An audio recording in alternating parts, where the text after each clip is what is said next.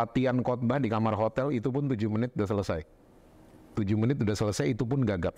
Wow. Dan keesokan harinya gue masih inget gue telepon nyokap cuma bilang gini, Jess, besok itu Tuhan punya show, bukan kamu punya show. Lu juga Kamu mengalami tenang. divorce, right? Ya.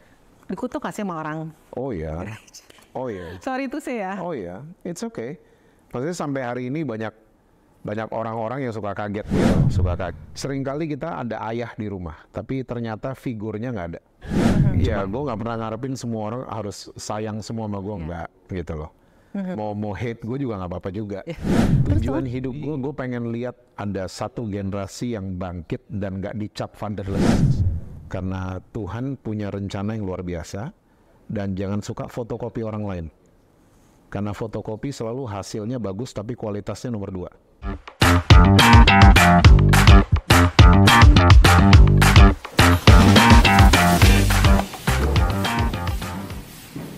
Hi Jess, good to see you.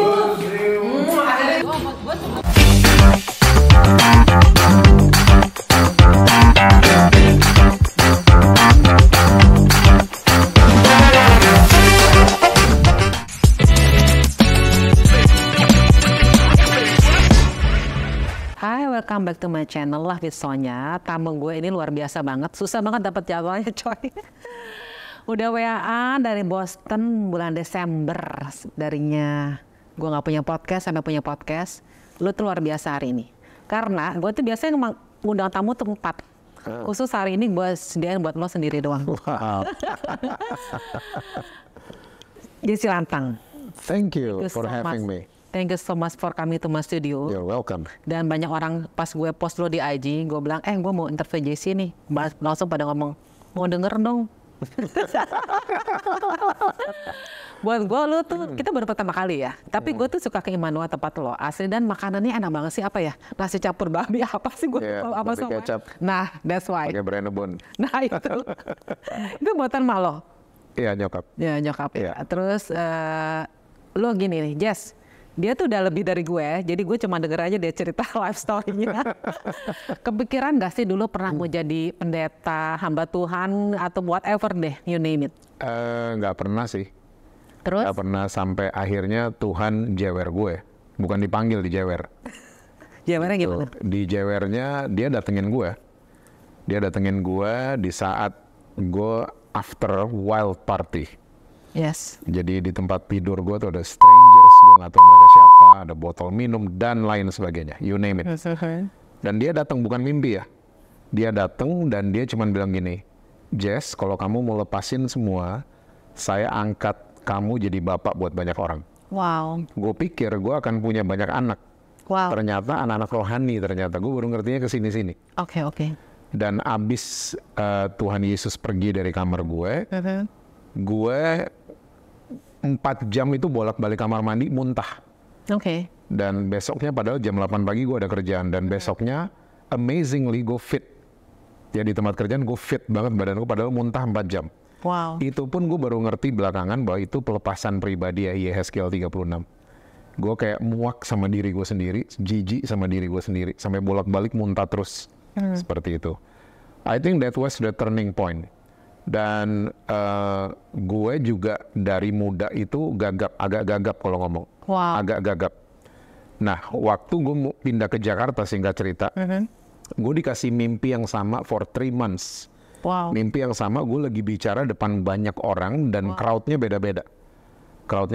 Dan gue mulai nantangin Tuhan, gue bilang, Tuhan, kayaknya nggak mungkin deh.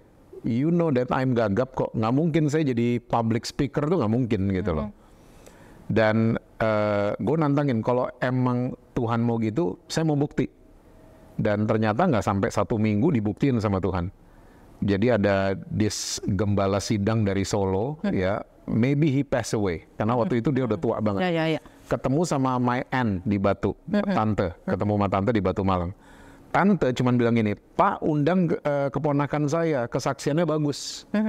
Gitu. Nah ini ternyata Pak Gembala ini pendengarannya udah terganggu.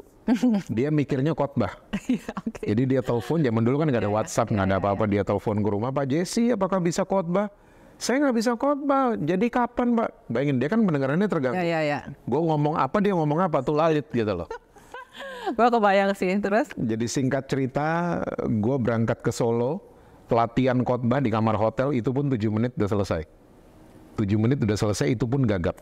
Wow. Dan keesokan harinya, gue masih ingat, gue telepon nyokap cuma bilang ini, Jess, besok itu Tuhan punya show, bukan kamu punya show. Wow. Kamu tenang aja. Wow. Dan besoknya bener gue sampai di gereja itu, gue gak akan lupa tuh gereja Gebis, tapi gue lupa nama gembalanya.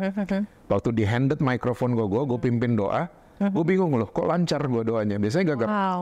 Dan waktu mulai firman Tuhan, gue tiba-tiba nggak lihat catatan, dan 50 menit aja gitu gagapnya hilang. Wow. Dari hari itu sampai hari ini. Wow.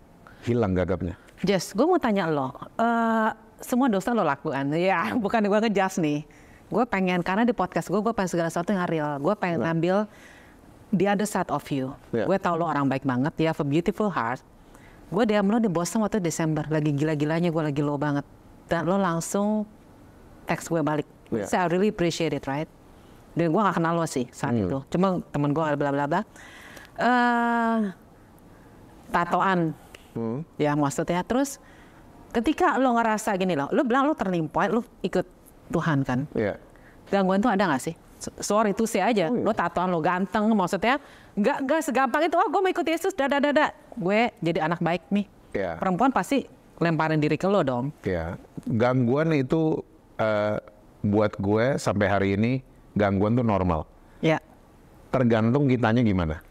Okay. Karena mau di gereja kek, mau di mana kek, mau di masjid kek, mau di kantor pemerintahan kek, gangguan selalu ada.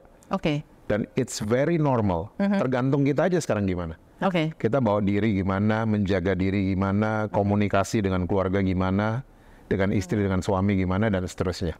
Ini tergantung kitanya. Yang lo bilang lo nakal banget.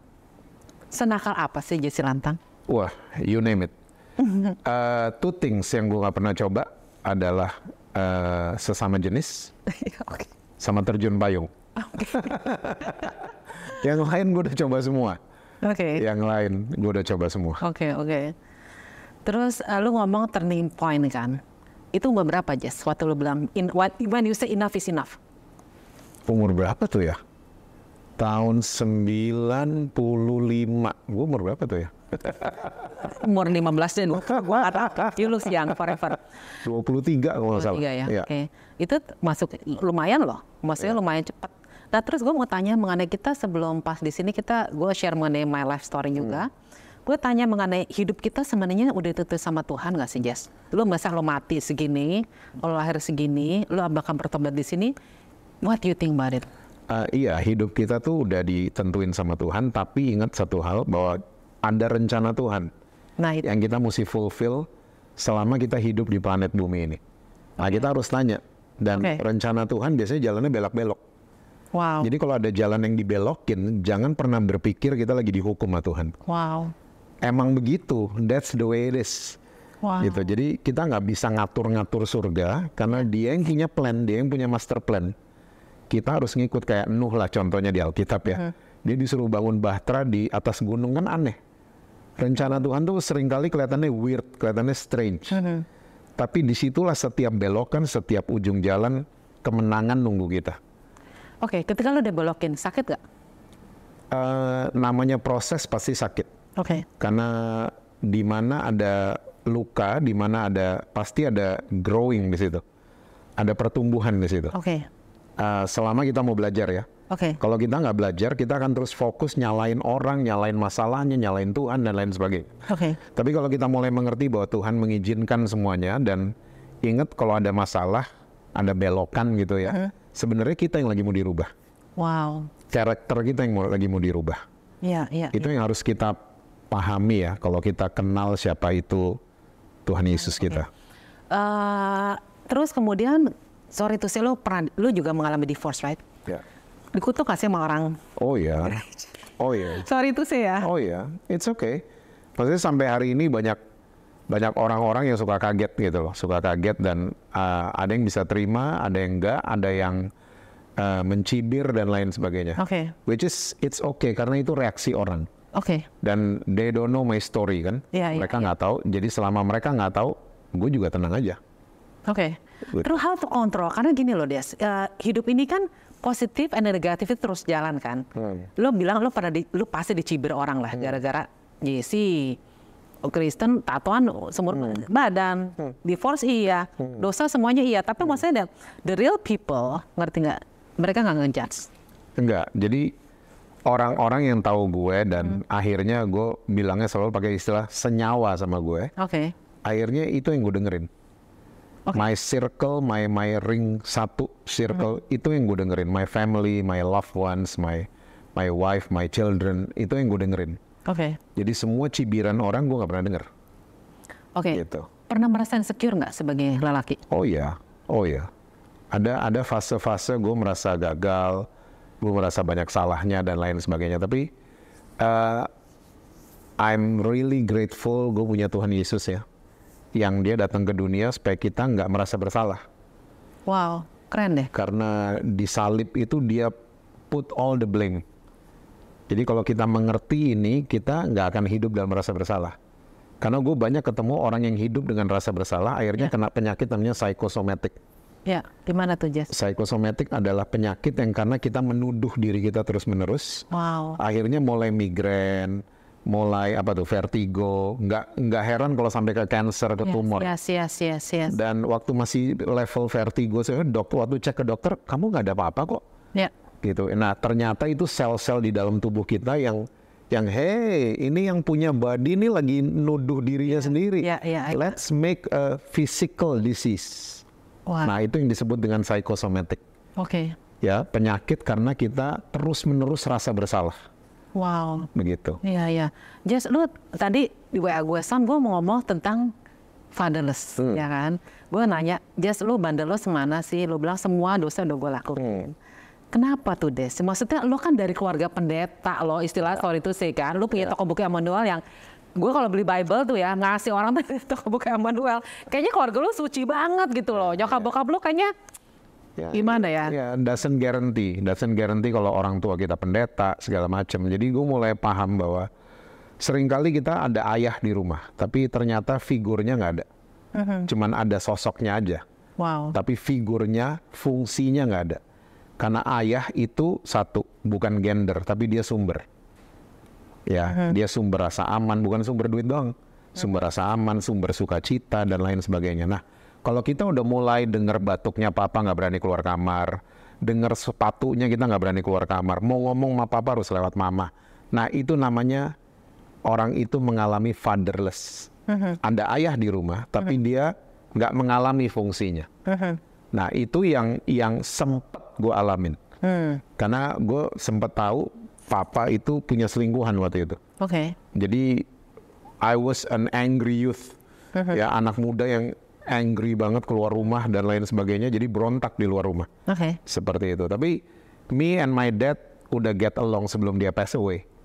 Kita udah pulih, bahkan kita traveling berdua. That's nice. Ya, kita bercanda, wah segala macam, kita boys talk dan lain sebagainya. That's nice. Ya, jadi ini yang lagi gue ngomong kemana-mana sampai bikin seminar dan lain sebagainya bahwa fathering is needed. Ya, di gereja, di keluarga dan lain sebagainya, karena murid-muridnya Yesus pun nanya hal yang sama. Ternyata itu pertanyaan setiap generasi. Karena setiap generasi itu warnanya berbeda-beda kan ya. Generasi di atas mungkin pakai celana bahan, kita jeans robek-robek misalnya. Ya, di sana nggak ada yang pakai anting, kita pakai anting yang cowok gitu loh. Nah, kita nih seringkali di institusi agama yang kita ributin cuman perbedaan warna. Yes, correct. Tapi serangan buat setiap generasi itu sama, fatherless issue, death issue. Itu nggak pernah dibahas. Makanya yang kita ributin cuma LGBT, ngedrugs dan lain. Yes. Please remember bahwa di dunia kita ada sebab dan akibat. LGBT, orang ngedrugs, orang memberontak itu cuma akibat. Jangan diributin. Sebabnya kenapa? Ini yang mesti dibenain. Sebabnya ternyata 90% fatherless. Ketiadaan fungsi ayah di dalam kehidupan orang-orang ini. Wow. Gitu. Gue juga ngalamin soalnya. Iya. Jadi gini, segala sesuatu diizinkan Tuhan.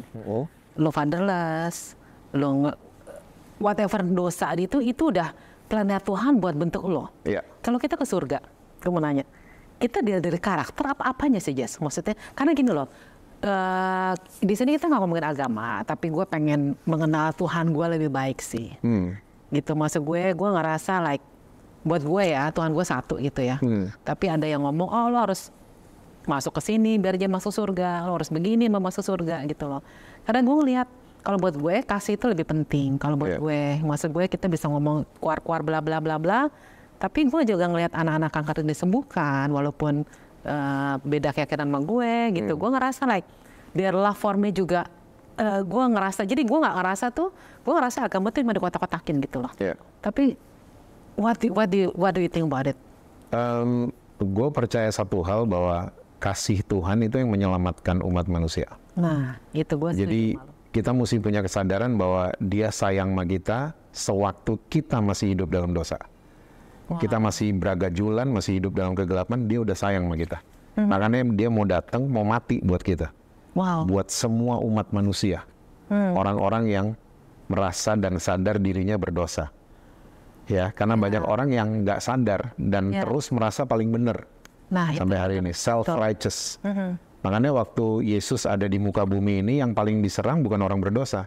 Orang yang self-righteous. Ahli Taurat dan orang Farisi. Orang berdosa dirangkul sama dia. Tapi dia, ahli Taurat itu kagak berasa. Nggak berasa, self-righteous soalnya.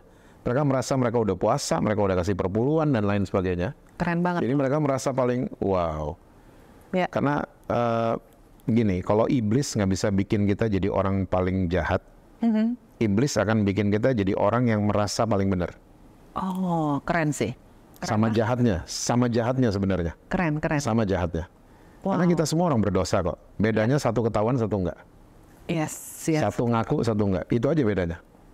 Jadi jangan sok paling suci, sok paling benar. Sama kok kita. Iya, benar. Bahkan orang berdosa sekalipun lagi ngomong sama kita, please mimik kita biasa aja. Gak usah yang, kok lu gitu? Kok lu bisa gitu? Gak usah gitu-gitu kali gitu. Kita sama, predikatnya sama, orang-orang berdosa yang dikuduskan oleh darah Yesus. Dibenarkan loh kita. Gue ingat, kita pernah buat ini ya Meg ya, di Maggie, ingat gak? Kita pernah buat di Instagram, Rahab was a prostitute, tapi Tuhan pakai. David was a murderer, Tuhan pakai loh. Sekarang gini aja, di Ibrani 11, itu judulnya, kalau di musik tuh ada Hall of Fame, itu Hall of Faith, saksi-saksi iman. Wow. Pahlawan-pahlawan iman. Disebut semua Abraham, ada Musa, segala macam. Tapi semua yang disebut adalah semua kebenaran yang mereka capai. Kesalahannya nggak ada yang disebut. Wow, keren banget sih. Nuh pemabuk lah, segala, nggak disebut di situ. Nah, kenapa kita orang-orang Kristen selalu fokusnya masalah orang lain? Keren banget. Pokoknya gue demen sama dia nih. Apa adanya, bener sih, korek. Dan udah kayaknya ngeliatin orang lain, gue bukan negative thinking sih, kayak ngeliatin watching us, maksudnya watching banget gitu loh. Iya, kita kayak kalau datang ke rumah Tuhan, whatever you call it, kita kayak wartawan infotainment yang ngeliat orang dari atas ke bawah. Yang kalau ada salah kita siap nyerang dan lain sebagainya. Padahal Tuhan yang kita sembah nggak begitu deh. Betul. Dia selalu lihat korbannya kan, dia nggak lihat salah kita. Makanya Yesus jadi korban buat kita. Karena yang dilihat surga tuh korbannya. Gila, gue pengen nangis dengarnya. Jess, gue tuh yang ketika gue taruh di Instagram ya, viewer itu paling banyak. Jadi gue pas gue ngepost itu gue bilang gila ya. Ini orang-orang berdosa yang dipakai Tuhan loh, Jess. Ngerti gak sih? Siapa sih Naomi yang widow, siapa sih Naomi, ya kan? Terus banyak sekali yang siapa Samson is womanizer, right? Gila enggak? Tapi orang-orang itu yang dipakai Tuhan gitu. Dan mereka semua ada di Ibrani 11 nama mereka. Wow.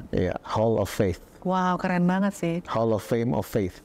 Gue pernah baca artikel ya, satu orang dia punya nightclub gede banget gitu loh. Akhirnya dia juga punya segala macam dosa di nightclub itu itu dong dilakukan kan. Tapi kemudian dia tuh pengen raising fund the living water buat orang Afrika. Dia paling banyak ngumpulin uang itu dari teman-teman mereka semua ya, pemabuk, yang pelacur, yang punya dari tempat yang berdosa itu dia bisa kumpulin berapa ratus ribu US dollar gitu. Buat ngumpulin, buat bangun living water, buat bangun air maksudnya di Afrika yang nggak kurang air, mereka bisa bangun pompa segala macam. Gua amazed sih. Yes. Harusnya we should do that. Kita perlu orang-orang kayak gitulah lebih banyak gitu loh, lebih banyak. Kayak gue tahu ada satu penyanyi terkenal, dia bikin restoran premium class. Dan waktu orang-orang masuk itu di menunya nggak ada harganya. Wow. Jadi siapa aja can come and makan. Wow. Tapi di menunya dibilang kalau lo nggak bisa bayar, you can contribute.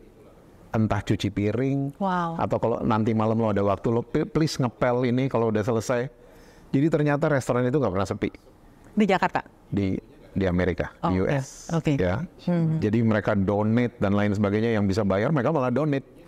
Keren Gitu. banget sih. Dan yang nggak bisa bayar mereka contribute, cuci piring lah, apalah, jadi tukang parkir lah. Keren loh, keren banget. Premium class restorannya. Ini kan ide-ide kayak gini kan apa ya? Gue juga punya teman baik ya di Bali, dia punya tanah 2 hektar, dia bikin bukit doa.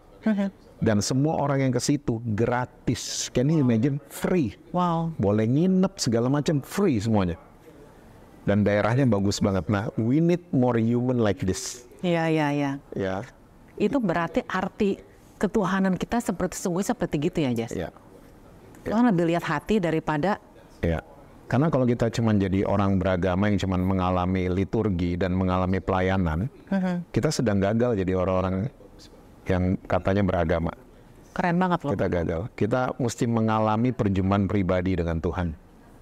Oke, perjumpaan pribadi. Lu elaborate tuh, karena nggak setiap orang gini. Gue ngerasa gini loh, oh gue udah berjumpa pribadi sama Tuhan.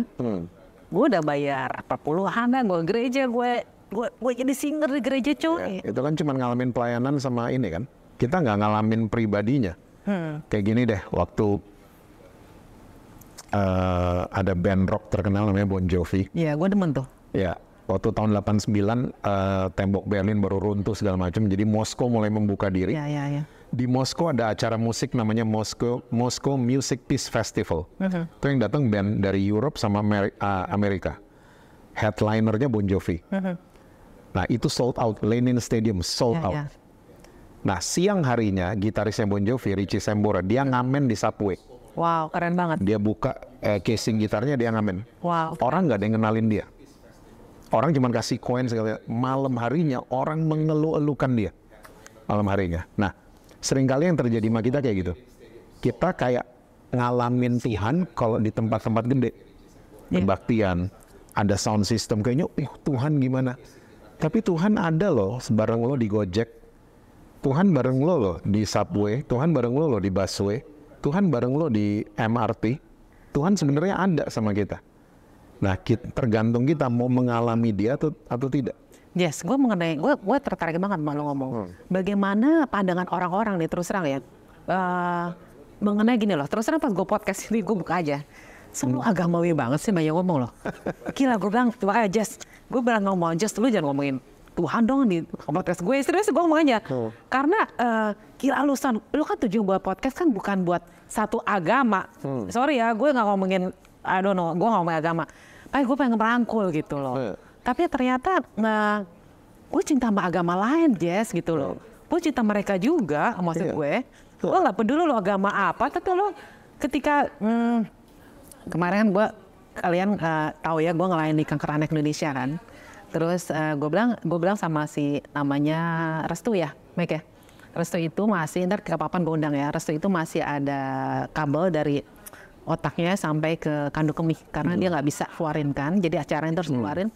Dia cuma ngomong begini ke WA gue kemarin, tuh kamu belajar apa? Aku bilang gitu kan, dia nggak sekolah kan. Dia cuma ngomong saya belajar itu di Jakarta Barat. Dia bilang, sekolah apa? Sekolah itu Rumah Sakit Darmais. Wow. Terus gue tanya, lo belajar apa di sana? Belajar sabar dan ikhlas. Keren banget. Sabar dan ikhlas. Terus masuk gue gini loh, tuh aku kemarin ketemu mamanya kan, aku bilang gini, ibu, gimana rasanya? Aku bilang, terus tuh pernah ngomong sama saya waktu pas lebaran dia ngomong gini, Bu, ibu tuh Tuhan lagi bangun rumah ibu Allah lagi bangun rumah ibu di surga. Kenapa harus ngomong gitu? Karena saya tahu Allah tuh tahu saya nggak punya rumah, karena ibu nemenin saya waktu saya pengobatan kanker sampai sembuh. Dan tuh anak sembuh. Gue akan interview dia di my podcast juga. Dan ibu itu nangis katanya. Lu ngerti nggak? Nah hal begini yang menyentuh gue dan aku bilang Restu mau apa dalam hidup? Aku mau membawa batik ke Indonesia, ke seluruh luar negeri, dan aku membuka sekolah batik gratis buat anak-anak yang nggak mampu. Bilang gitu. Karena kalau kita jadi berhasil, kita nggak boleh lihat ke atas terus, kita harus ke bawah. Itu dari anak umur 15 tahun loh. Lu ngerti nggak? Dari anak umur 15 tahun gue tersentuh. Dan ketika gue bilang tuh, tiba-tiba mamanya WA gue, ibu dapet salam sayang dari Restu. Gue denger gitu, gue nangis. Gue bilang, ini anak, that's why gue tuh gak suka kita dikotak-kotakan dengan agama, Jess. Maksud gue, kita very, maksudnya jangan short minded gitu loh. Lo agama ini, agama gini, no. Itu anak agama beda, dijawab Tuhan, lo ngerti kan? I love them so much gitu loh. Konsep Tuhan buat lo tuh apa sih? Iya, konsep Tuhan buat gue adalah kasih yang luar biasa. Keren. Karena itu yang menyatukan semua ya. Jadi dia datang nggak bawa liturgi, dia datang nggak bawa upacara-upacara, nggak. Kita yang buat itu semua kan. Sampai akhirnya kita kepisah-pisah. Ini keren banget. Gitu, karena Tuhan datang itu untuk semua umat manusia.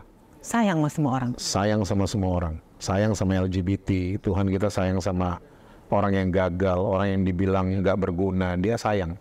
Wow. Seberharga itu kita di matanya dia. Wow. Gitu. Keren banget sih, Dad. Iya.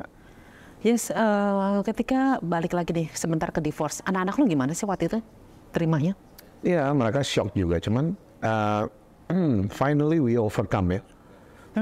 Kita bisa lewatin semua dengan apa ya? Kita bisa duduk sama-sama kok sekarang.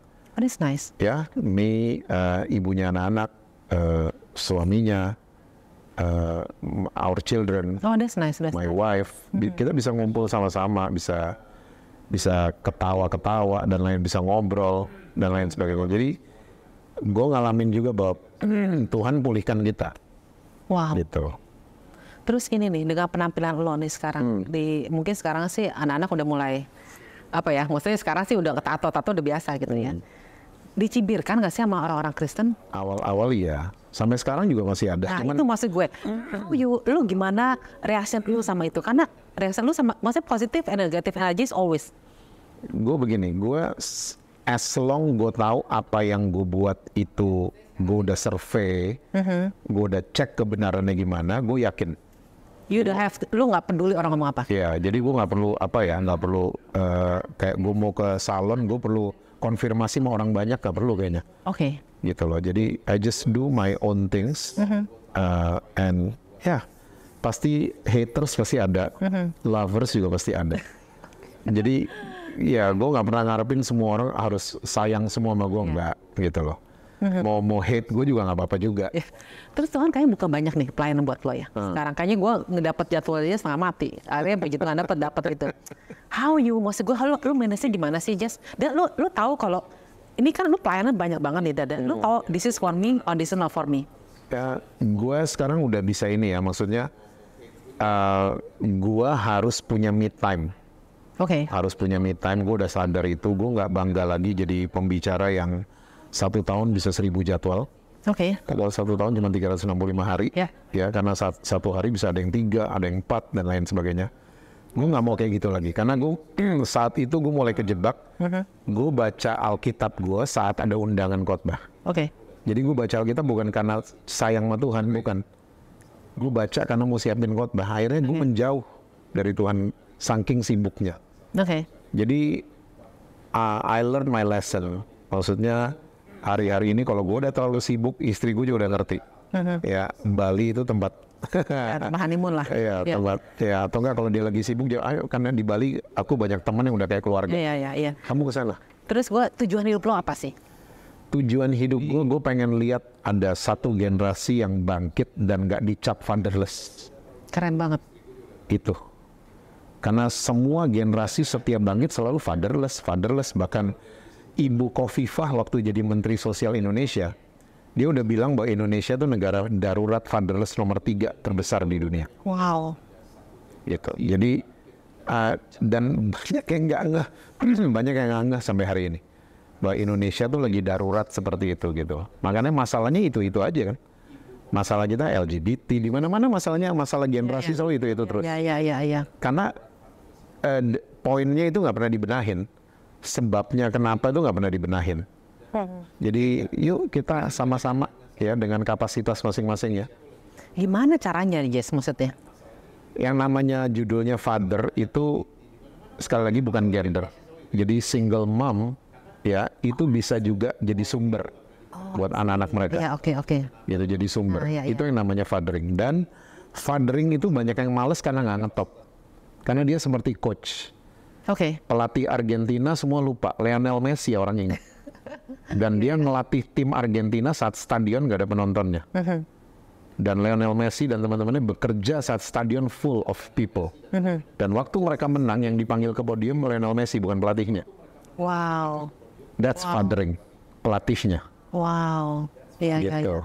Makanya Yesus bilang kan kamu akan melakukan pekerjaan yang lebih besar daripada aku. Wow. Yesus father banget. Iya, Dan terbukti murid-muridnya memang melakukan hal yang besar-besar melebihi Yesus waktu Yesus ada di bumi ya. Iya. Gitu. Just gue mau tanya satu hal nih mengenai mental health awareness ya.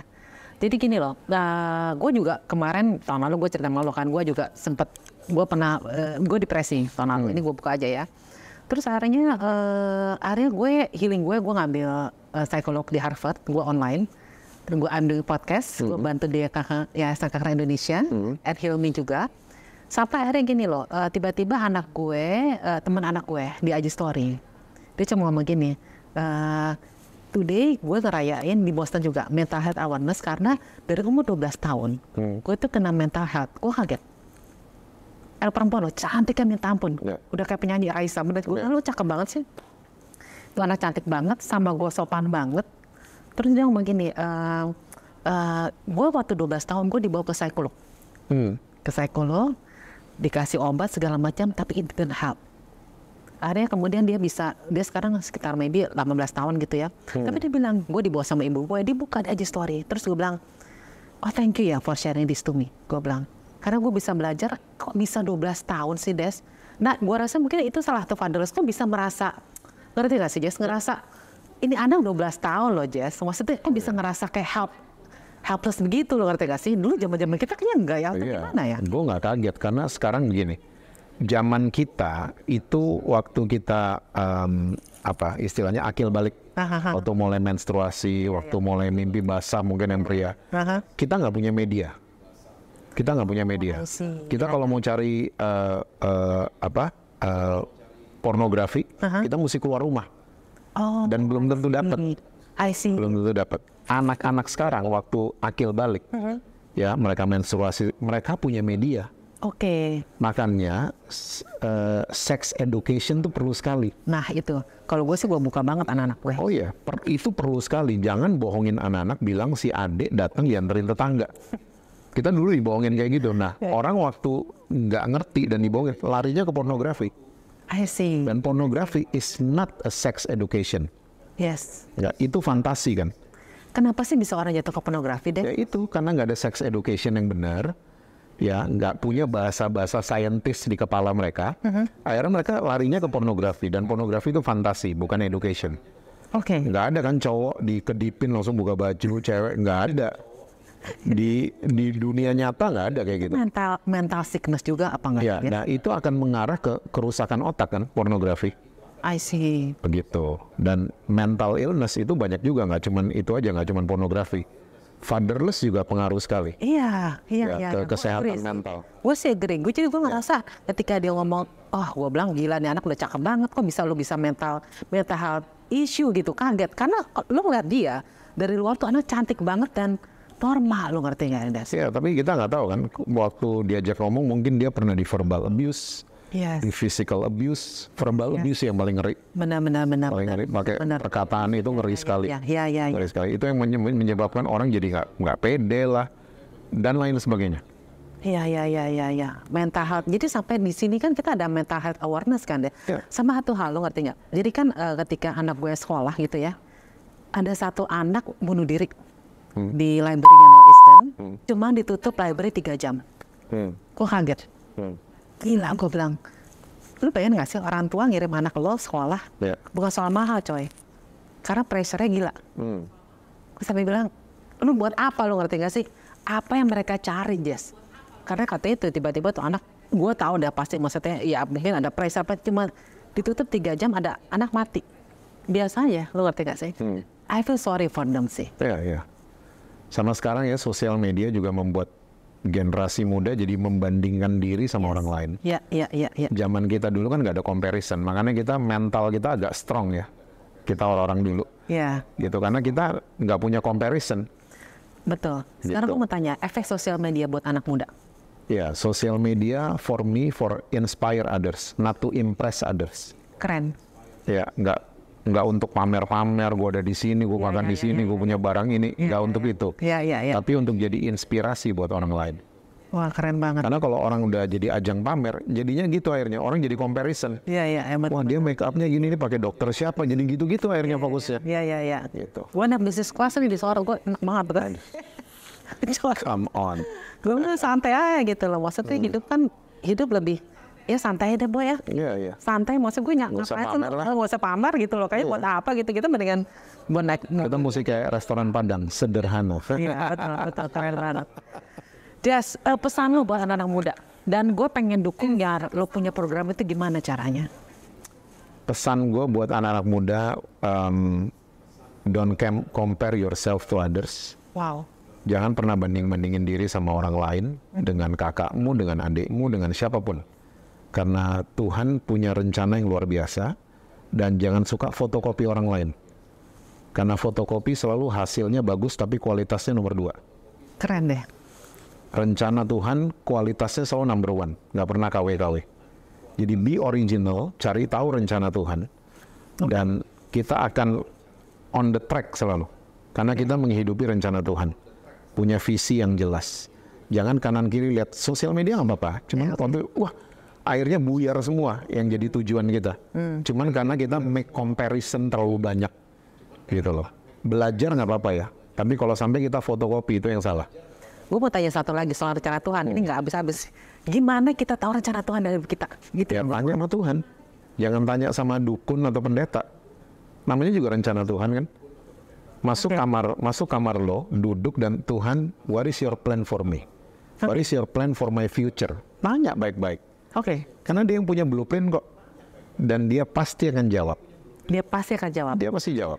Lu tadi ngomong lagi, Son, rencana Tuhan tuh belak-belok. Ya. Gue si Oprah pernah ngomong begini, there's no failure in life, only lesson. Gue demen banget tuh. Iya.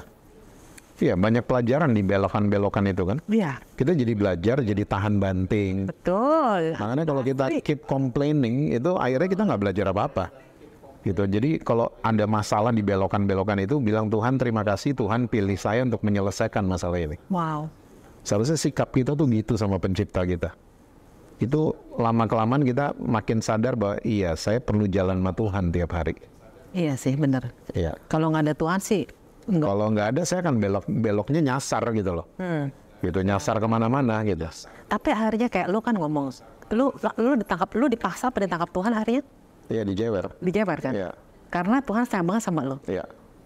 Karena Tuhan tahu lu bakal bukan nyelap, maksudnya lu bakal influence a lot of young people. Ya, itu yang dia bilang kan, kalau kamu tinggalin semua, saya angkat kamu jadi bapak buat banyak orang. Gitu. Terus pas dijewer nangis gak? Kain-kain dong.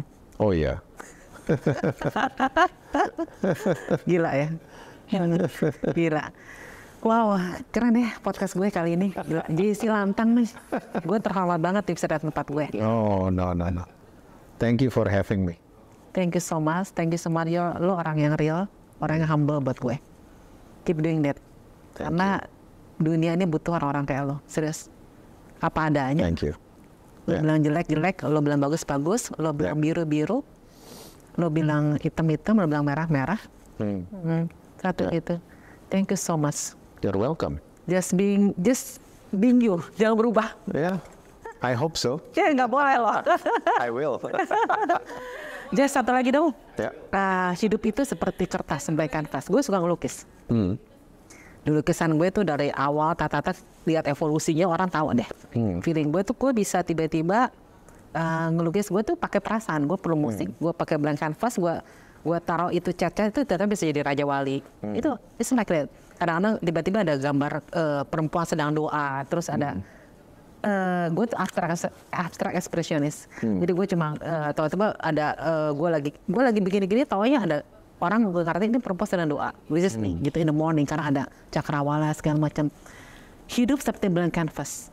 What do you think of that? I agree with that.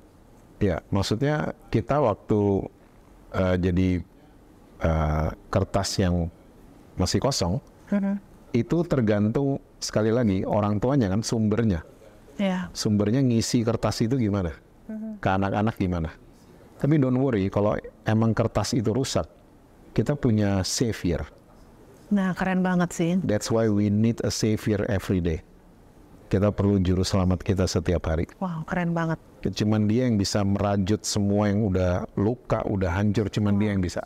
Wow. Cuman dia. Jadi jangan pernah ngandelin our own strength. Ya. Yeah. Don't ever do that. Oke. Yeah. Our parents gimana, Jess? Maksudnya parents kan sayang banget sama kita gitu loh. Iya, cuman sayangnya kadang-kadang kan mereka. Cuman mereka kan mungkin dulu masih lack of information ya. Iya, iya. Jadi tolong ngerti mereka lah. Iya, iya. Kalaupun mereka sampai harmful sama kita, ya udah lepaskan pengampunan. Kita yang untung kok. Iya, iya, iya. Gitu, ya. kita yang untung. Karena kita jadi sembuh. Yes. Gitu. Kalau kita simpen grudges terus, akhirnya kita yang terluka. Iya, iya, iya. Ya, dan bisa larinya ke situ-situ, mental illness dan lain sebagainya. Iya, iya, iya. Gue juga heran sih, kok di zaman sekarang ada anak kecil mental illness, gue bingung loh. Oh iya. Bingung gue, kayaknya bener-bener zaman kita kayaknya kita cuma main congklak, main sepeda, makan bakso 50 perak ya gak sih? No comparison di zaman No comparison. kita. Ya, ya, ya. Tapi dunia terus berubah. Ya. Dan kita nggak bisa menghindarkan itu. Ya. So guys, thank you so much. Thank you so much buat dengerin gue podcast gue. Semoga bermanfaat dan menjadi inspirasi buat kalian. Love you Sonya, ciao. Bye.